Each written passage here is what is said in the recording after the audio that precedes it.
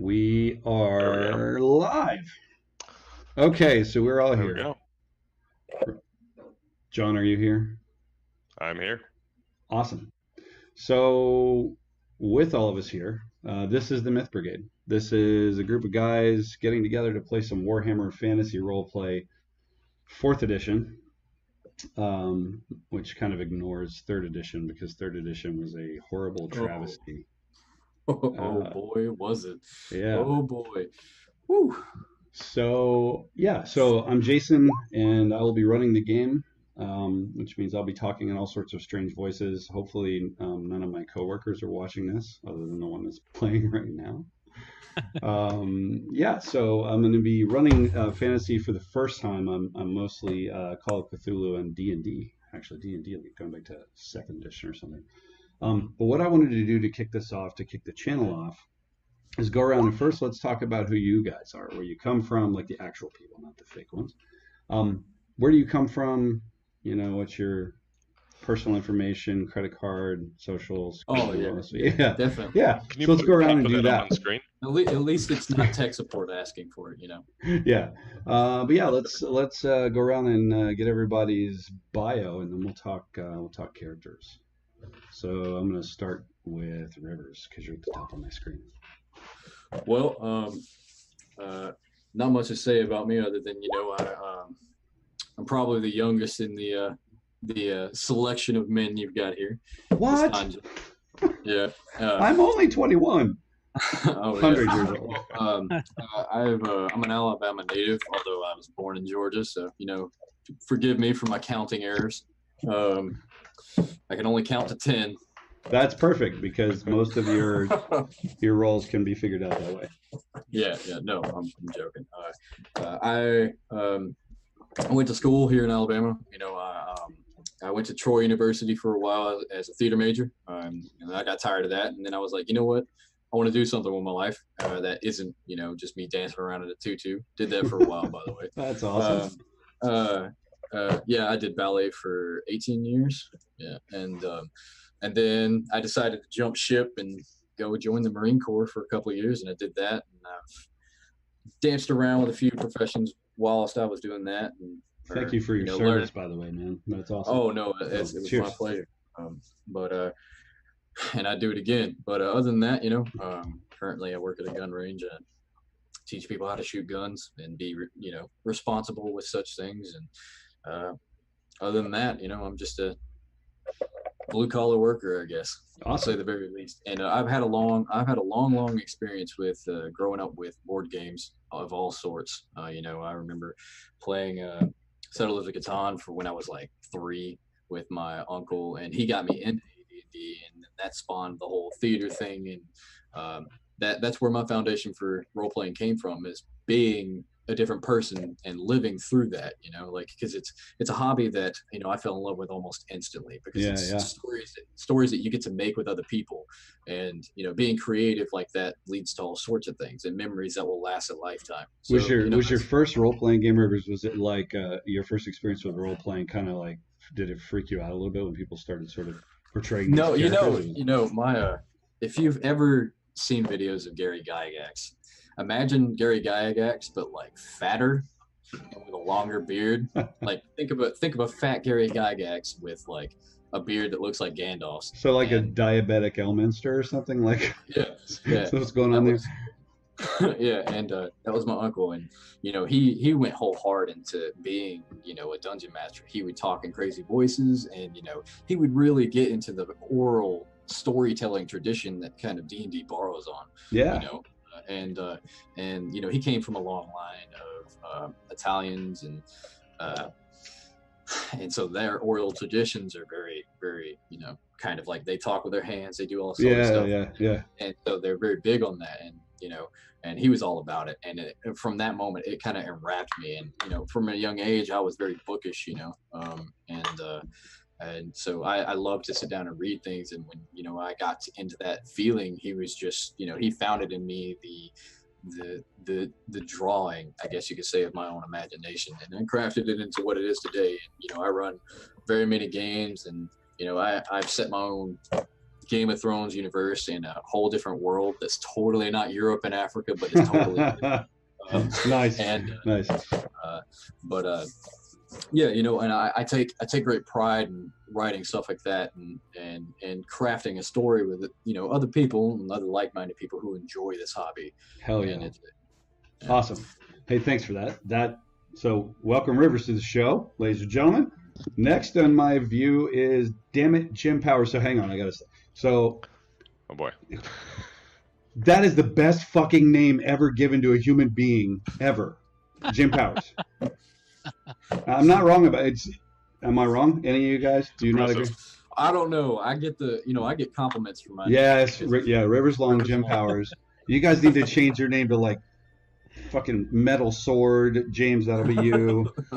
I don't know, but yeah. So Jim. So who the hell are you, man, and why are you here?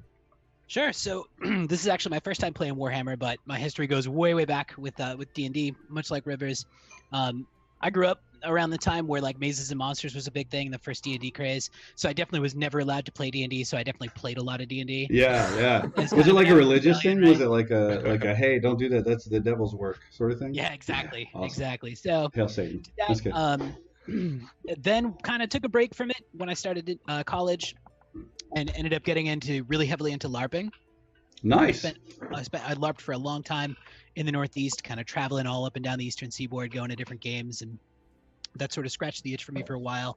Got into running LARPs and then creating LARPs and that whole thing. Really didn't get back into tabletop though until like Stranger Things. Like Stranger Things came out, and like we got to play some D&D. So I've been DMing a couple of campaigns for a couple of years now, and I've actually started writing systems again. Nice. So awesome. I'm about, I would say probably 60% complete with an RPG system that I'm going to try to publish by the end of the year. So we'll see how that goes. Fantastic. Are you gonna sell? You gonna self-publish or what? What do you think? I'm probably gonna self-publish through Drive-Thru RPG. Nice. Okay. It's really easy now because they do print on demand, so you don't need to deal with China. Yeah, exactly. They deal with China for you. Yeah, exactly. So in terms of geography, I grew up in the Northeast. I grew up in Boston. I live in LA now. Love it out here. So that's why it's light here for me and dark. There's a little bit less snow there. Just a little bit. That's that was the decision really that we came to, was that it would be better to die under 15 stories of twisted metal and concrete than ever shovel snow again. So yeah, right there. So we're in the earthquake zone, which is good. Yeah. Yeah. Cool. You can avoid that by living in a place with one-story buildings. Yep. No. Damn, you're snarky. Eat your kale, man. What do you eat? We're gonna find out what Eric's eating in a minute. Damn it, I can't wait. Cool. So this is your first. I think there are a lot of first timers with the Warhammer thing. So we're gonna stumble through the rules. We have Rivers, who I think knows the generals. I think we'll get there. It'll be fun. But we're glad to have you, man. So fun fact. So Eric and I both worked with Jim in our previous lives, and we're happy that we. I mean, I wish we still worked together, but I'm so glad we don't work there anymore. So awesome. Let's move on to, and it just occurred to me that I am messing up the order of the overlay there. I'm like jumping all fucking over the place, but that's okay. So John. You okay? I was gonna say we got nameplates. We're all good. Yes.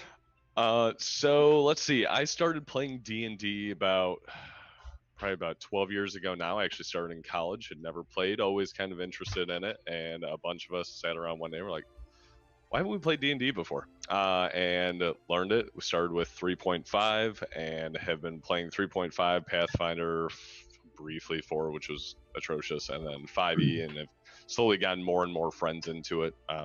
Have played with those guys weekly for over 10 years now, and then have also done a few DMings and then campaigns actually at work, so where Jason works as well.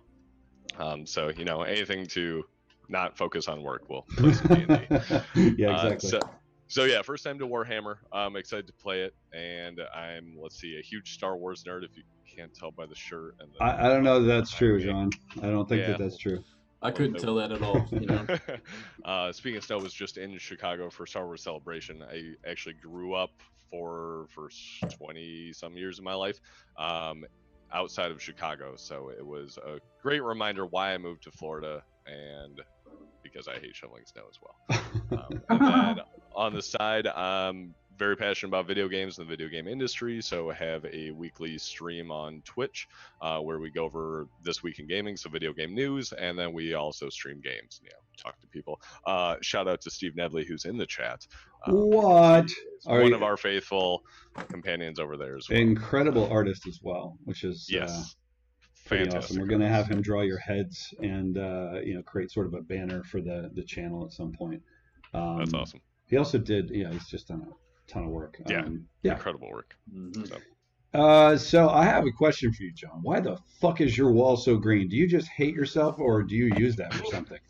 So at one point I had just like a curtain thing that I could put down, and then we moved into first home here, and I somehow was able to convince my girlfriend, can I just paint the whole wall green and part of the floor green, because it just makes the key light setup so much easier. So we just overlay ourselves on backgrounds and stuff like that. So we do party modes at that table, or I'll take that down and stream, and then it's just us overlaid on a game we're playing or whatever it is. So is proof that your girlfriend is actually the best girlfriend ever. Yeah, she's pretty amazing. So I have still puts up with me. Yeah, we have sort of the band studio, which is where I'm doing this from, because I'm encouraged to not do this in the house. So, but I don't think the guys would let me paint that green. I think they'd kick me out of the band. I really do. Just do a one-man band then. Just do all the parts. I'll play just a banjo thing. Yeah, awesome. Yeah, All right, so rolling the dice. Let's go to James Payne. So this is it. Check it out. Jim Powers, Rivers Long, and James Payne. And then there's the other side of us, which is like normalcy, but fine. So James, who the hell are you, man? I'm 90% of my life in Florida. I've been gaming since high school. Got into it on second edition D&D and the brutal fantasy that is Rollmaster games. Oh, wow, that takes some reading. Yeah, you're more likely to cut off your own arm than the enemies. But yeah, pretty much some kind of gaming going on for all the time since then, into computer games too. And I've known Jason and Eric for like a long time now. We've been playing together. Yeah, when did we start working together, James? Like 2005 or 6 or something? No, like 2007, I think. Was it? Yeah. And I think you joined the gaming group, like, I don't know. Right after next that. year, yeah. We were playing Dark Heresy, I think, when you first started, weren't we? Yeah, that was fun. I love it. Cool. So what do you think about this Warhammer thing? I like it. The mechanics are similar to what we had in the Inquisition game, Dark Heresy. Yeah, sort of. Except this version doesn't completely fuck up the entire system, which is good. Like we had to collect stamps or something with the one that they put out for Warhammer Fantasy. I don't even understand. Cool, awesome. And last but not least, now that you've had time to, well, let's just tell us all. What were you eating? Eric? What were you eating? Salad. Oh, all right. Lettuce, tomatoes, cheese, croutons. I mean, it's not very exciting. Was there a specific kind of dressing on that salad, man? There was some Olive Garden dressing. They sell it at Publix now. What? Okay. Yeah. Is and it... Olive Garden croutons, you can buy them at Publix too. Olive Garden's not just a restaurant anymore. It's a crouton and dressing industry. Well, that's pretty awesome. Next, you're going to see Olive Garden frozen dinners. Are they our sponsor? Let's say for right now, let's try for it. Hi, Jim's wife. I just realized that I'm like, I need to move my chat window or something so I can see what's going on. Cool. So I'm glad you enjoyed your salad. I'm glad you had time to eat it. Hopefully you didn't eat too quickly and give yourself any sort of embarrassing gas, because that would be a. I know how to mute my microphone really fast. Excellent. It's always a race. Yes. Okay, cool. So tell us about yourself, man. Where do you hail from? What in the hell do you do when you're not being an awesome nerd on this stream and all that good stuff? Well, contrary to popular opinion, I was in fact born on this planet in California, but I didn't live there very long. Been living in Florida for most of my life. On May 1st, you were born, by the way. Just a reminder. Yes. I got May it. Day. Yeah. But not in Florida. They don't celebrate it, so it's just another day. At the risk of dating myself, I've been playing role-playing games since D&D 2nd edition, and role master stuff also. In and out of a lot of role-playing games, mostly with Jason here. Since we were 10, I was like, I don't know, 12 years old, 13 years old, something like that. Oh yeah, like middle school. That was at least 700 years ago. Yeah, we sucked back then too. I mean, we were awful. Not that I claim to not suck now, but I hope I'm a little better than I was back then. If I may interject, there is no sucking in role playing, as long as you're, at least for me, and for what little acting I did and all that other stuff. There's no sucking at it. When you're being the character, you need to understand that there's no sucking in it. This is something that we do together. So I would never say that anyone sucks at role playing. It's just there are different types of role players. There's some there are some that are yeah. I almost agree with you, but I've met this one guy once. Okay, well, there's the obvious exceptions to the rule, with any sort of thing you do, but no one in my book is ever going to suck at role play, because it's an expression of self, in my opinion. Right on. It lets you be creative, and a lot of people lack that in their lives. You do your 9 to 5 and you fall apart, and you eventually don't get anything out of life, and it's a way to express yourself without having to leave the comfort of your home. So it's a big plus for everything. But anyway, I didn't mean to interject. No, that's okay. I'm just very passionate about. So the point is, damn it, you're not an alien. You were born on May 1st in California. You made it to Florida. What do you do when you're working and stuff? Say that again. What do I do when I'm what? Working. When I'm working? You don't have to. I don't mean like specific tasks, like typing and stuff. I mean, generally, what the hell do you do? Like, why? How do you? I'm a network architect, which basically means these days I get to design the network at work and tell other people how to build it. So. That is super cool. It has its moments. Yeah. That's awesome.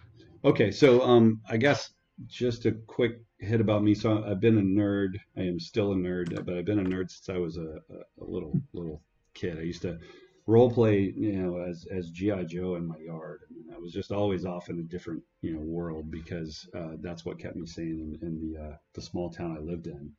And I discovered D&D. Actually, I discovered Middle Earth role playing through Eric when I was about 11 or 12. The original Red Box. And we because it was his brother and I, right, and we had 13 or 14 characters apiece, and so like one round of combat we would just, there was no role playing because we didn't know, right? Wow. So, but it was amazing because one would die and you're like, ah, shit. And the trouble was, and this is my favorite story about role playing in general, my characters would start dying because Dan, his brother, would completely piss him off.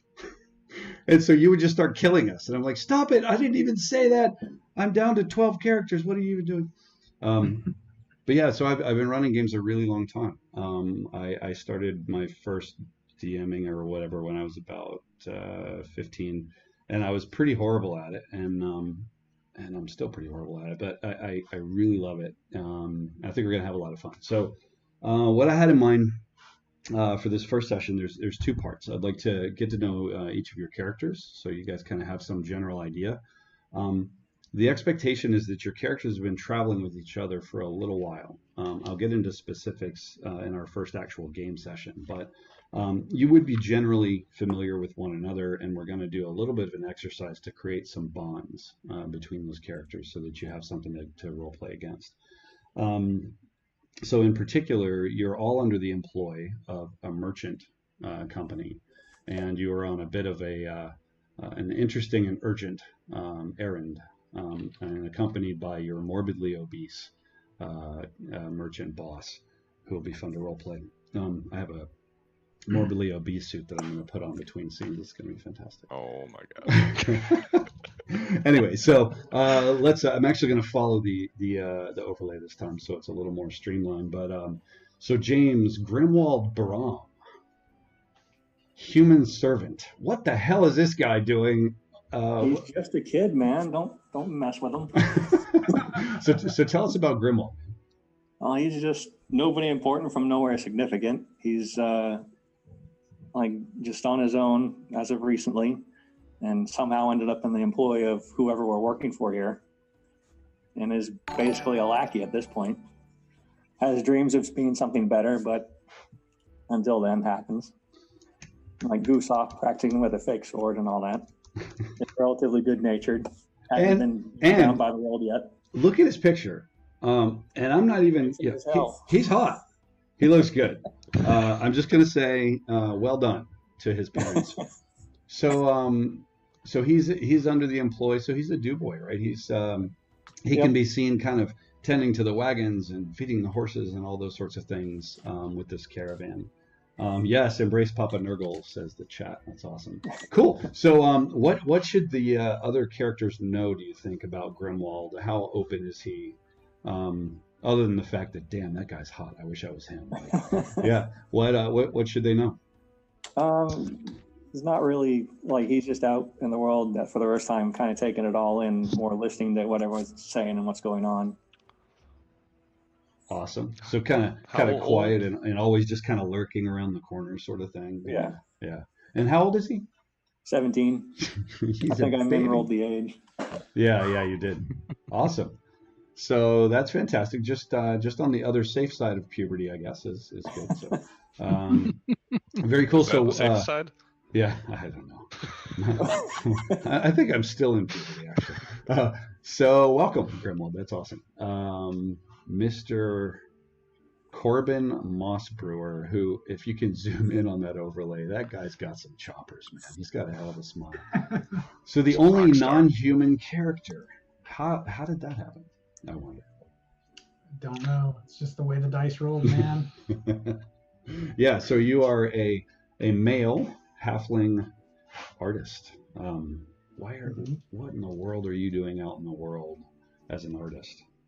Well, artist has to make his living somehow, and sometimes that involves going where the nobles are willing to pay you to paint a picture or draw a sketch of their loved one or their on the side one or their whatever one. They're on the side one. After the on the side one, you can't hang around very long, so you gotta boot on to the next town. So you guys might have seen Corbin wandering around, and actually the morbidly obese caravan master doesn't move around much, but you might have seen him painting a picture and shredding a picture and painting a picture and shredding a picture, because he's been hired to really get that perfect portrait of this guy who is so amorphous that you can't quite make it work. And oh wow. But yeah, so what would they know about you from your travels, other than the fact that you are always at the caravan master's side? Well, at the risk of being a little bit stereotypical, Corbin loves to cook in addition to his painting. And he's tall, right? No, he's not. He's 3.5 feet tall, so he is not tall at all. But he is a reasonably good cook and helps out at the camp, and that might be why our morbidly obese master seems to like having him around in addition to his painting prowess. Absolutely. I can imagine that he loves your cooking, your wild halfling stews and things. And I don't imagine you do much in the way of baking, because there's not exactly a mobile oven technology just yet. Corbin loves his beer. If it's nighttime and we're sitting around the campfire and there isn't a beer around, he'll go find it. So are you completely wrecked, or are you just drink your beer? Are you usually burping and staggering? No. Corbin can hold his beer fairly well. Is he a drinking competitor? Does he engage in that sort of thing? When the time is right, sure. But so mostly it's more casual. Outstanding. So where does he get his beer from? He's traveling. Does he travel with a giant wagon of beer behind him just so he can stay? I'm hoping that the caravan and its stoutly master would have plenty of beer at hand. If not, I'm going to be disappointed. Yeah, you are actually right about that. Very cool. So welcome, Corbin the halfling, beer drinking artist. Which I'd be curious, like combat. Do you sharpen your paintbrushes? Are you gonna stab someone in the eye with like Paintbrush it. Maybe in the foot. Well, it's fair. Yeah. Yeah, I would be. in the crotch. All right, fine. Cool. Well, There are soft bits right at my level, yeah. so as part of your role play, are you going to Bob Ross a canvas behind you during the game and paint some? No. Okay. Fair. Call you a courtroom artist. Yeah. Pick what's going on. Unfortunately, I am not a great painter, so Well, I mean, you're a low-level character, so there's time. There's time to. so there's my character. Yeah. Yeah. Still time. But I am a worse painter than he is. So then we have John, who is Geschwind Osage. Did I get that right? Yes. I was thinking Osage, but Osage. Got I know it. the jokes you want to make, so you know. I like that better. Otherwise, I'm going to think sausage every time I hear Well, his name. Yep. Yep. I had sausage Chat for until dinner. Jason pointed out. Yeah. I'm sorry, but okay. So Geschwind Osage. That's actually that's pretty good. Yeah, it's got a little better ring to it, gravitas to it. Yeah, it does. Character does not have much gravitas though. So I've been a messenger, little older for a messenger, so kind of mid-20s for messenger. I've been kind of quiet throughout my life, but not to say I'm not paying attention necessarily. So I've always been the shorter one of the humans. I'm 5'6". I've been shorter all my life, so actually having a halfling around makes me feel a little better about myself. So you guys hang out. Yeah. Yeah, we'll be best friends there. Yeah. Good. Yeah, so been traveling around the Reichland running messages as needed wherever I can find a job. I would consider myself pretty good at it. Not necessarily a huge fighter, but I can make my way around and tend to know how to either find people or know where people are at. So that's awesome, and I think that traveling with the caravan is provides a measure of safety, right? So that you definitely don't have to face the horrors of the Reichland alone. Awesome. So you have someone that you can hang out with and be short together. Yeah, exactly. I can feel tall for once in my life. That's so great. That's awesome. Cool. Well, welcome. And Mr. Rivers, Oswald of Ubersreich. So, Oswald is a curious case. He is rather affixed to the merchantman's sides. He's rotund, so there's multiple. And This is actually quite true. And so he's often almost always seen with a book either by or around him, whether it be the Ledger, which would be this massive leather-bound book of all the merchantman's stuff. He's been hired on to basically keep up with the bookkeeping, but he also manages to find himself repairing wagon wheels when he needs. He doesn't speak too much about his past, but from what you've gathered, he's very educated, and you find him often when you've stopped for the evening during your travels, that he'll be poring over notes and writing, which is an insane skill for this. Like, what are you doing that for? Yeah, and he's bent over these books and writing, and a lot of them have pictures in them and big structures, and there's what kind of pictures is he drawing? Some sort of strange pornography, or what sort of pictures have they seen? So a lot of the book itself, one in particular that he pores over almost daily, is one that where he's drawing designs of something handheld. Guns are in this universe not ubiquitous, but they're known. People know that black powder exists. So at most the common peasant probably wouldn't have access to it, and you have to go to Nuln manually to get those things. But he does have various diagrams of such like that, and in this book, people could pass by, and it covers various things from pictures of spokes and wheels to anything to bridges and all this other stuff, and diagrams, and there's complicated mathematics or numbers in there, like numbers with numerals and letters. So probably a good half of you are convinced that he carries around a spell book or something, right? Like for a lot of people, they give him a wide berth, but he also is probably the one that deals with when the merchantman goes into town at any local residents to barter and to talk with the local people. You know, if the caravan has traveled outside of the lands, he's seen standing next to the merchantman and seems to be translating languages. And he's rather young. He's fair of skin, and he's very, very short for a male. Damn, it's like that's why the halfling hangs around. It's not because of the art thing. He's just like, hey, this is cool short people. This is fantastic. He stands at a very, very, very modest 5'3". All right. And he is very closely and very well groomed. He keeps his hair very kind of lofty, and he has a very fancy mustache.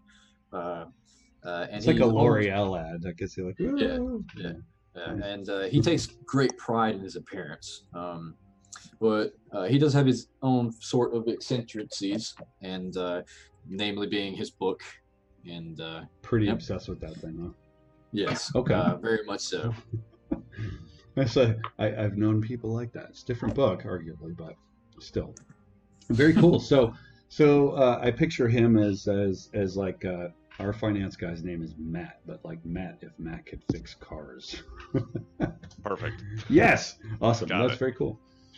Jim, Bartleby. So I just have to say, like, if we go with the sort of, you know, the pictures, and then all of a sudden we get this dude. He's been through some stuff, huh? Tell me about Bartleby. Bartleby's an older fellow, third or maybe fourth generation dock worker. Really probably could have been something more had he left his job at an earlier age, but pretty much settled into it and was complacent. He has a unique talent in that he's very good at calculating things. So when this caravan came through, he happened to be unloading one of their ships and was noticed by the caravan master, who made him an offer he couldn't refuse to go and help with tallying the cargo, keeping things moving, kind of serving as a caravaneer. That's sort of the first steps that he's taken on towards wherever this caravan's going. Yeah. He's very salt of the earth, very down to earth person. Doesn't really have too much in the way of possessions or really training outside of being able to pick things up and carry them somewhere and put them down. He does come from a crew, as a lot of dock workers do, but he's pretty much left the crew behind. He may have had to buy himself out of that crew. He may have. Nice. Very good. So but how did you suppose on you would have decent done? terms? Okay, so it's decent. He's somewhat guarded. Okay, so he's not But being that- hunted the world over by the admiral dock mafia. the dock mafia. Yes. That's No, New Jersey's really far away. good. Yeah. So why do you suppose he's made this life in a care? I mean, doesn't he love the sea or the river? Was he a river dock worker? Was he on the? He's a ocean? river dock worker, Okay. yeah. So he was kind of born into this life, and like many people in the world that we're in, never really had an opportunity to be anything more. Nice. Well, you're going to get an opportunity to be something different. I don't know if it's more, but it's definitely different. Cool. All right. So everybody knows everybody. We have some idea of what kind of characters we're playing. I wanted to, one of the things I think is important, right, is I've never agreed with the concept of throwing everyone into a tavern or an inn or in a caravan for that matter, and then just dismissing the fact of how they know each other and trying to create some hooks, because when the shit gets real, and it will in this game, get really awful. When you start to lose limbs and, get horrible diseases and whatnot, you're going to want to go home. And so I need you guys to all have reasons to stick to this this journey we're on. So what we're going to do is we're going to roll some dice. Are you guys in roll 20? Sure am. Can't confirm. Yep. Okay. Also, Oswald seems to be around a cat at all times. Yeah, I saw that. It's like, man, that's pretty awesome. It's just like reaching over your shoulder. Like, hey guys. It's trying to get my attention.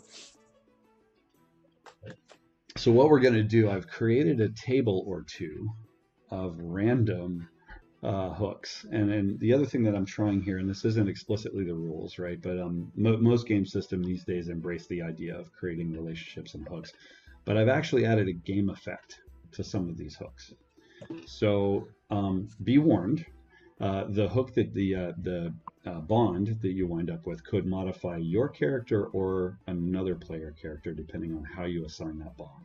So you'll roll, you'll decide, without me telling you what it's going to do, you'll decide which of the player characters you want to hook that bond to. I will then tell you how that's going to play out, and then in play we'll keep track of those things, and you'll have some like experience bonuses for nailing those bonds. Who wants to go first?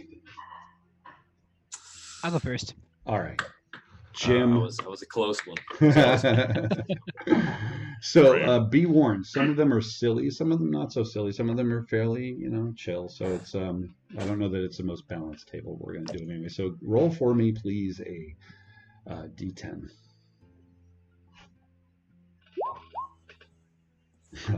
Uh-oh. So Great start. there we go. 27. Yeah. So here's the bond. So blank and I witnessed the grisly death of our friend Brunnen when he walked off the edge of a rocky ledge during a game of Hide the Gretchen. I guess the blindfold was on tight after all. So who's blank? Who was with you when that bastard fell off that cliff?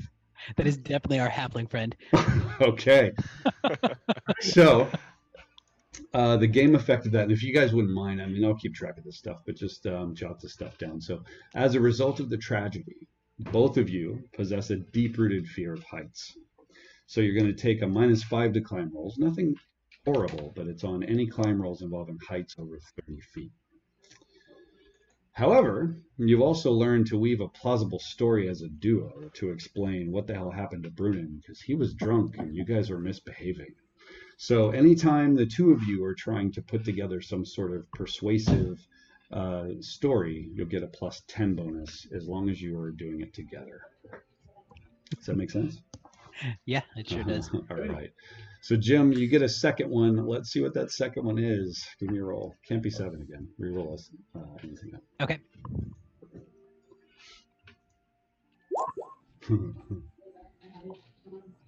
Ooh. So this was actually easy. You narrowly God, it's probably gonna be the don't assign the second bond to the same person. So I watched blank eat a live snail, shell and all, after more than his share of fire wine. He will forever be known to me as Slugbelly. Who is blank? Oh my god. Oh no. Oh wow, this Who's blank? Let's go with John. I'm terrible with character names. Sorry, guys. Oh, yeah, So, man, Gresham, well, maybe you're good at a dare. So the game effect of that is the target PC, so that's you, Geshwin, inherits a talent called Iron Belly, allowing him to enjoy or at least tolerate foods that would normally be sickening or otherwise inappropriate for consumption. This includes such delights as lightly spoiled meats, moldy bread, and small living creatures. Fun party trick there. Nice. You got the two weirdest. In the wine country, so there you go. Yeah, there you go. All right, let's go. Who's next? I'll go.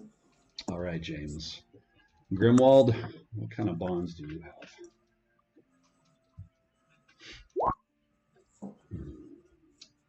Ooh, well, that's interesting. I caught. You guys are rolling all the silly ones. They aren't all silly, but I caught blank brushing his wooden teeth.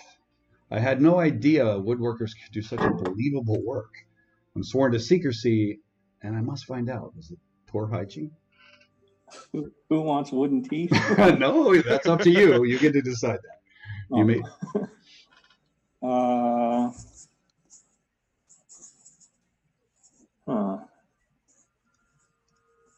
Rivers. All right.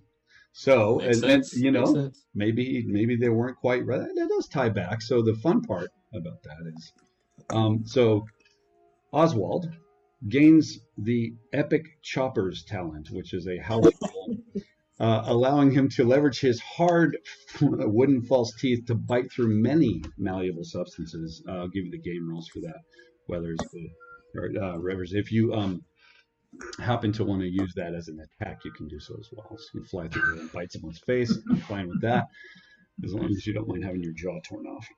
Cool. So what's next, Grimwald?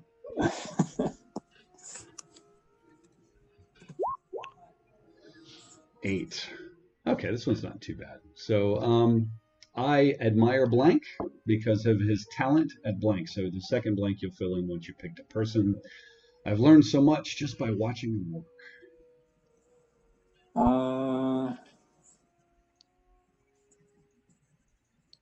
Let's see. The halfling and his art.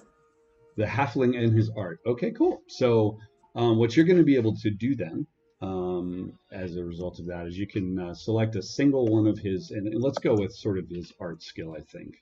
And you will be able to develop that as a class skill. So since you lurk and you're always around, right? You're picking up those pointers. So good deal. So you can help him paint. All right. Who's next? I'll go next. Go. Give me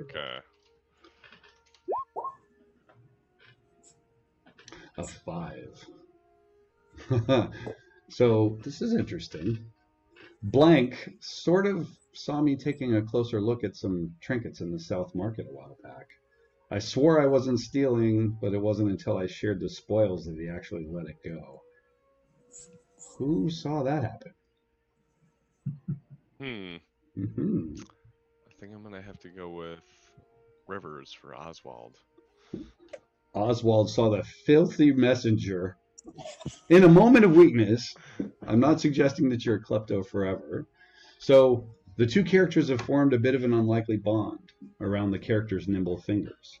So any sleight of hand checks made with the bonded PC present benefit from a 10% bonus, as he basically offers a little bit of a subtle distraction. So as long as he's there and aware, you can get yourself a minor pip to that skill. What's your next roll? Cool. Let's see. Oh boy. 1. Ooh.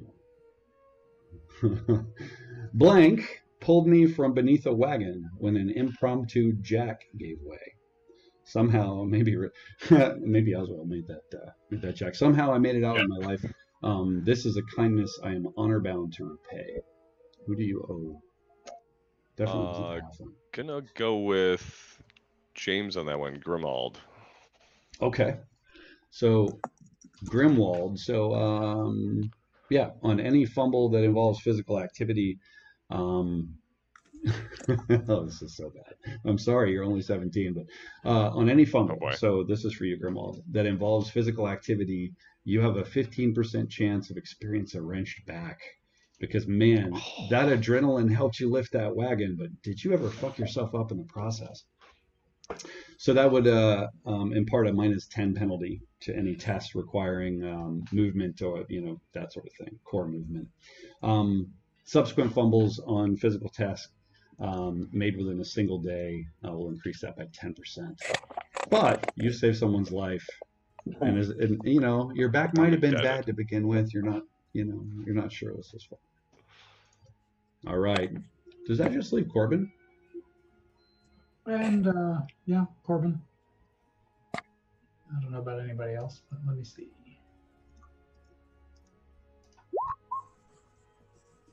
Man, just got a pop-up that suggests that my virus scanner has expired, just in case you're wondering. So, filthy peck. I did not do that. Yeah, yes you did. Filthy peck, they said. We're gonna cut your filthy little throat, they said. But that was before blank lit their barrel of lamp oil on fire. Talk about going out with a bang. Who did that? Oh, okay, let's see. Spread the love. as well.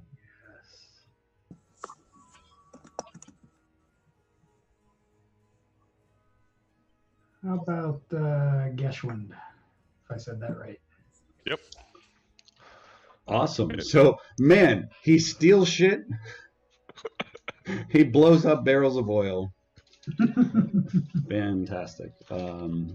So you owe this guy your life. And so anytime his life is in danger, you will absolutely do anything to save him. So you'll receive a plus 5% bonus on any attack that is made explicitly to protect Geschwind. And then you can't just say, well, I'm protecting our group, so I'm defecting. It's specifically to protect. Yeah. Let's have your second roll, man.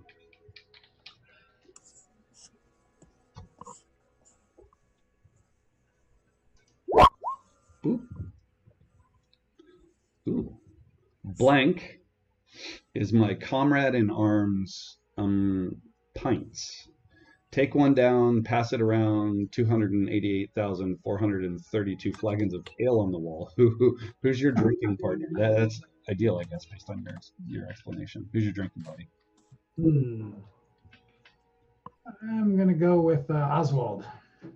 Oswald. Excellent. Yeah. That. When drinking together, both characters receive a plus 10 bonus to the consume alcohol skill.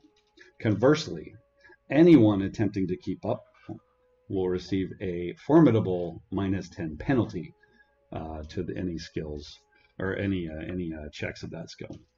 Okay, and which characters with that? That is you and Corbin, your beer guzzling halfling.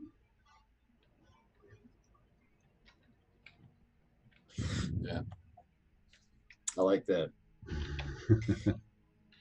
That's is that a plus 10 or what's yes. the so that's plus 10 to consume alcohol when you're drinking together, because you practice a lot apparently, and minus 10 for the rest of you hanging out around the campfire. Hey, no meal is complete without beer.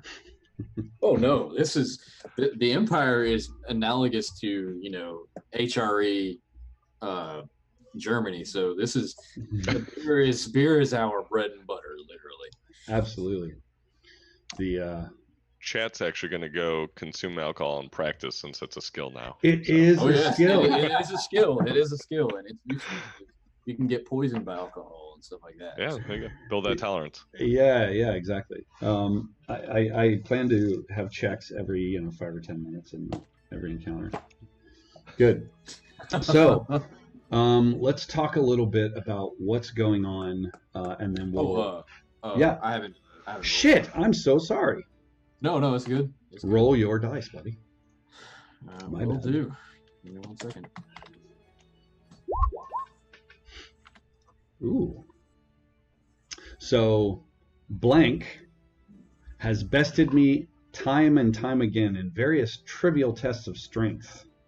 Try as I might, I just can't accept it, and I'm going to get even. Who is blank? Who keeps beating? I think this is going to be a funny one. Oh shit! So trivial, and Oswald is a stacked gentleman. He's pretty strong looking. I neglected to mention it, but he has a strong legs talent, and he's also got 3 strength bonus. So that's relatively high for a starting character. He's a beast. So who keeps kicking his ass? So I think, in all fairness, the drunk halfling. In various various trivial strength matters, and it's just like, why are you so oddly good at picking this up? Yes. And Oswald's a very pragmatic man, and so he's just like, this doesn't make any sense. So the game effect of that, anytime you attempt a test of strength, your many shameful defeats come to mind. Bravado pushes him to give the task all he could muster, resulting in a plus 10% bonus. Now, that is only if the halfling is there and watching you. So if you were trying to bash down a door, you would glance over to that halfling and be like, what? put your back into it, because he might tease you if you fail. That's awesome. That's awesome. This halfling character is pretty. It's like I don't know. He's pretty central to tying us all together, and that's honestly kind of like in line with the Warhammer Fantasy lore, honestly, because the halflings were very much kind of very personable, and they're set ways. This one's a badass, and he's wasted all the time. So. It's like he's kind of like that guy in the bar that you avoid because he might fly into a fit of rage at any moment. Awesome. Yeah. Very cool. And my last one, I guess. Yeah, let's do it. Let's see. Press up on this chat box and roll 20 and hit the button. 2. 2. I'm gonna scroll here. Ooh. It scrolled up. Ow, now I scrolled too far up. I'm so sorry. Much better. Yes. So blank is an excellent assistant and has always helped me succeed where another pair of hands could not. My engineering tasks are never simple, but this guy really seems to get it. Who is that guy? Who have you exposed to your witchcraft book? So I think Oswald relies heavily on the agile hands of one Bartleby. His time on ships has aided him with all sorts of ropery and cogs and sailing and all types of carrying heavy oceans. And every time smoking pipes. Yeah, and every time he's had to deal with like a thrown wheel or a damaged axle, he's been there to help him out because he understands how that stuff works. He always knows exactly when to oil something, and it helps me out quite a lot. Awesome. And so he is, for lack of a better term, my apprentice. He may not realize that yet, but yeah. So when the target is near enough, or the target, in other words, the person that you bonded that. So when Bartleby is near enough to offer input, and kind of in his wise, learned dock worker sort of way, on any engineering task, you will receive a +5 bonus on any skill test. Of course, there is no metagaming in this campaign, so you can't be like, wait, I don't want to make the test. I've got to call Bartleby over so he can advise me. So you will get a +5% bonus representing the fact that he's going to probably go, hey, maybe you should do it that way.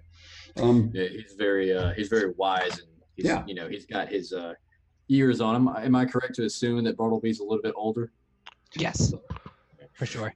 And so, like, where I might have, the knowledge of the way it's supposed to work, he might have more practical knowledge of, you should make this lever go over here instead and pull this much weight instead of doing this. And you never want that to occur when the halfling's watching, because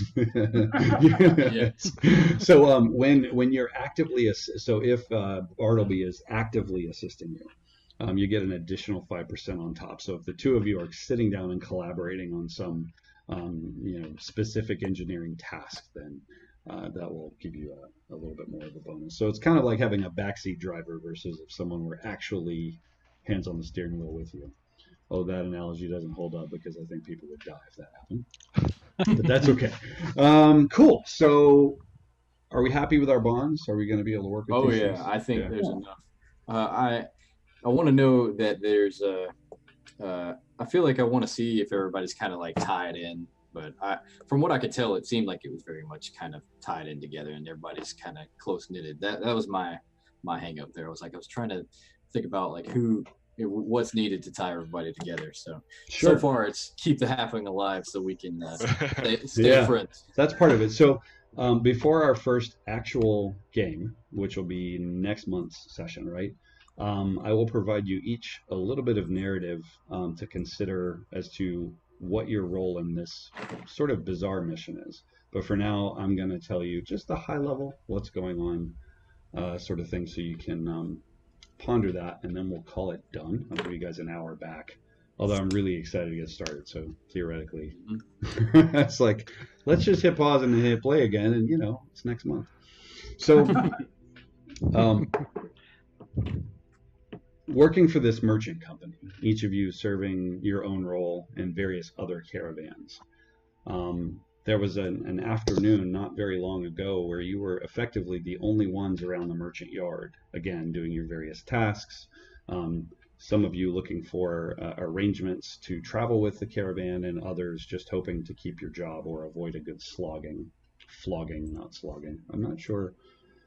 I like the visual of slogging. Yeah, I'm not sure. But I want to know what slogging is. This afternoon, the morbidly obese, and when I say morbidly obese, we're talking sort of can't discern limbs, kind of large, caravan master. Unter is his name. And he prefers it's pronounced that Unter. That it's very important that you get that out.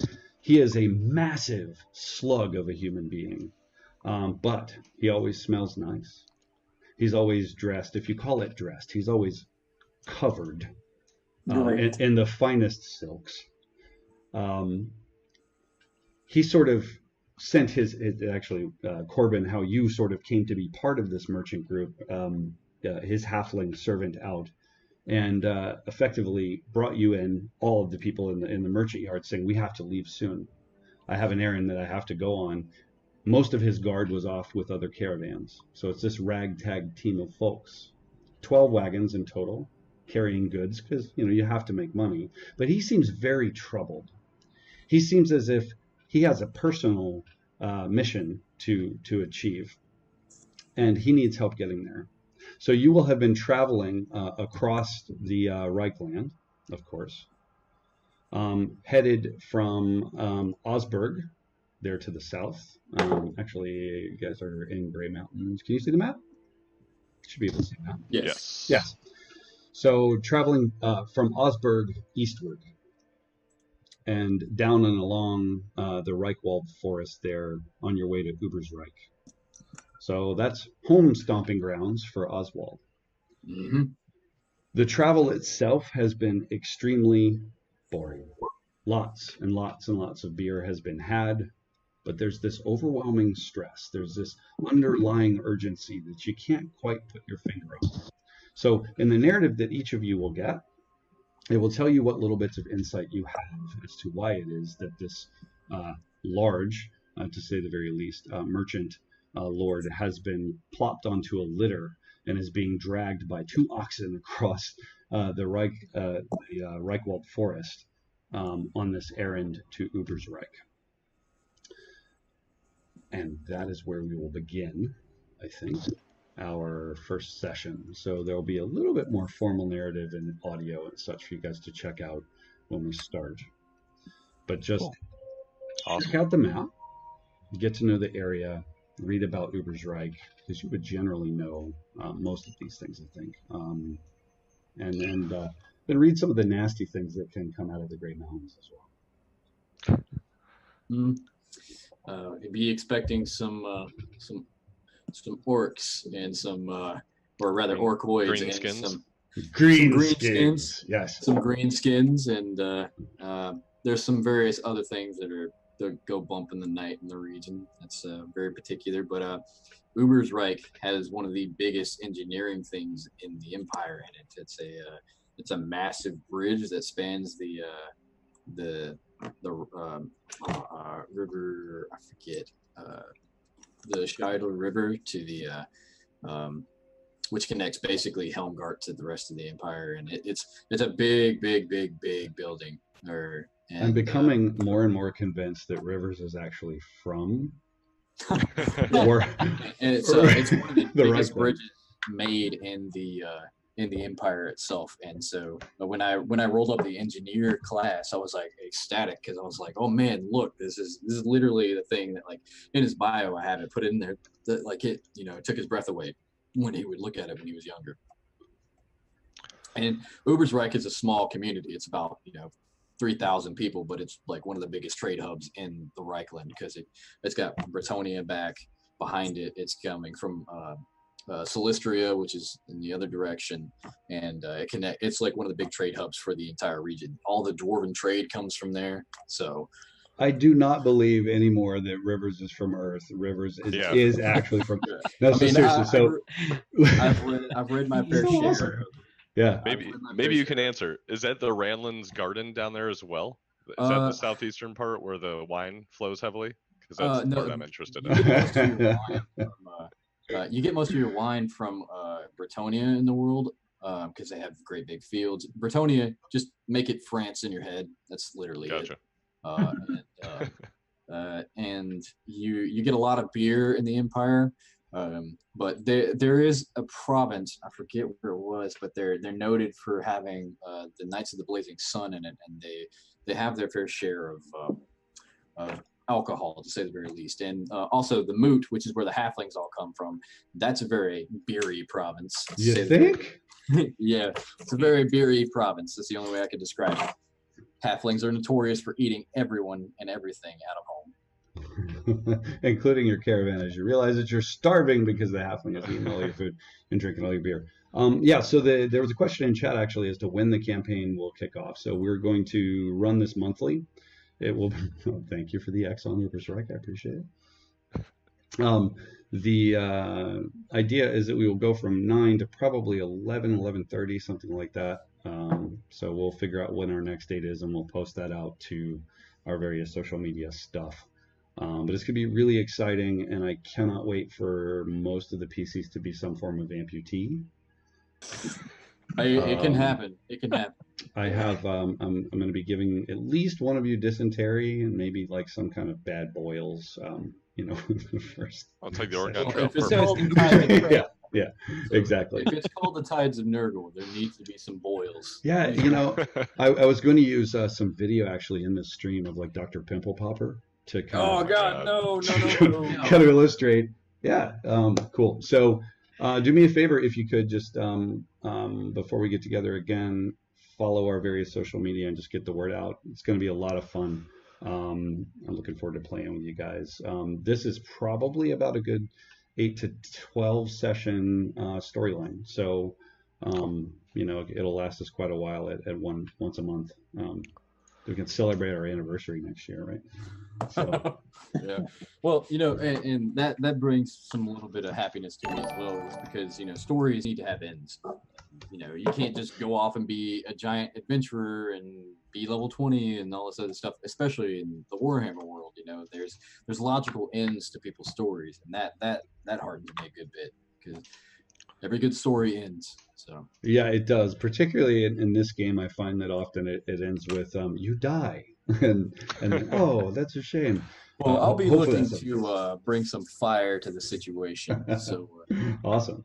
The comment in chat, I like to say, I feel you guys are not giving Grandfather Nurgle the proper credit. So rest assured that during the campaign, there will be plenty of giant boils. It'll be like Dr. Pimple Popper requiring heavy equipment to do the job. What did I sign up for? Who doesn't love a god that is basically, a giant bag of pus? I mean, really. Zench for life. Yes, yeah. The Lord of Change. Winter probably likes it. Change is just, I don't feel it. The bird wings and the weird, strange foot thing. God. Awesome. Do you guys have any questions? You guys have all got copies of the rules, I assume. We'll work our way through that. I owe you guys a post on the house rules that we're going to use. There aren't many. And then the optional rules. There are a ton of optional rules in the combat system and other places. So I'm probably going to leverage a lot of them because they make good sense. And they're fun. So cool. I think we're freaking done with our first meet and greet. I'm excited. Cool. So. Cool. All right, so I'll shoot an email or some kind of Discord or something about dates. We'll figure out when we're going to get together in May. I know everybody's really busy, but it'll be a good kickoff. Cool. That's good. Awesome, fellas. Sounds good. Thanks, guys. Yeah. Thanks, guys. Thanks, Chad. Yep. Yeah, looking forward to it. Absolutely. Take care, guys.